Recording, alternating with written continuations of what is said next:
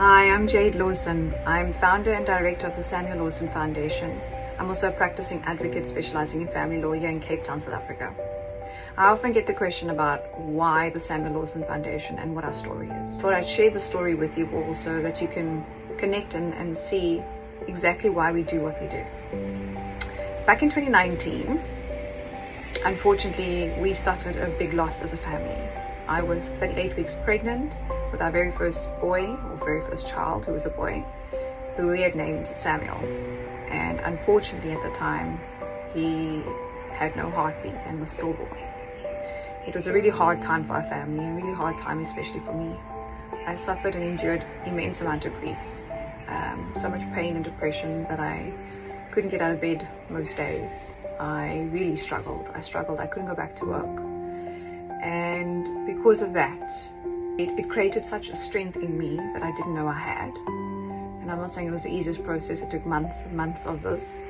But once I had come through the other side, I found a strength that I didn't know I had. And that strength was to fight for families who had lost connection, who had suffered pain. And because I had felt immense amount of pain, I decided I was going to turn my pain into purpose. I was going to make it into a meaning and give Samuel's name a legacy, and make sure that his life, as though short as it was, wasn't meaningless, and that there would be something that would come out of this. And I began to see the world very differently. I made a decision at that time, and I think it's God's intervention and how God turned my pain into purpose. The world became different to me, and I was a different person, and I saw things differently. And one of the biggest changes for me was that I was able to see pain in other people. Every one of us has some sort of pain and some sort of baggage we carry. But the biggest thing was my clients. Being in family law, you have clients walking in your practice every single day, each with their own story and their own pain.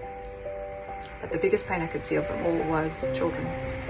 Children caught in the middle, children caught fighting and hoping and just wanting to be seen and heard and saying, it's me, help me, here's my story, and nobody fighting for them because mom and dad are the clients. But I made a decision very early on. Didn't matter who my client was, that child being in the middle, that was the most important thing to me. The best interest of the child was always the most important thing.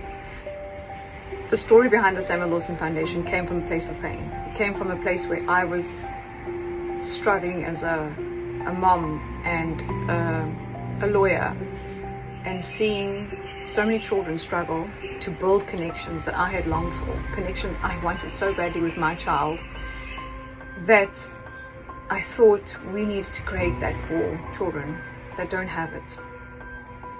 And having one order after another for supervised contact, and having families that are told because of their economic background that they can't afford to see a social worker at 1,000 rand an hour, to, sorry, you'll have to meet in a social worker's office and just sit behind the files in the desk and try and bond for 60 minutes.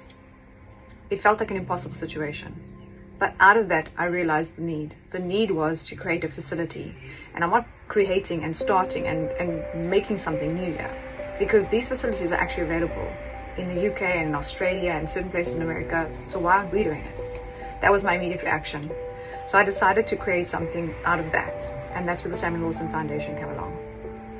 I wanted to create exactly what they were doing in the UK with the supervised child contact centers and duplicate it here. I'm literally bringing over something that's already been established there and creating it into something that can fit our culture and our environment here in South Africa. So the Samuel Lawson Foundation is here so that we can allow children to feel seen, heard, and to build safe connections and meaningful relationships with the other parent. And that can be done in a homely environment in a center called our Treehouse Center. That center hasn't yet to be created or birthed yet. It is something that we are in the process of doing right now, but we need your help to do so. That is where we're asking for everybody to try and connect with us, try and reach out. Maybe you've been a child of divorce or separation, or maybe you're a parent that's gone through it yourself. You can relate.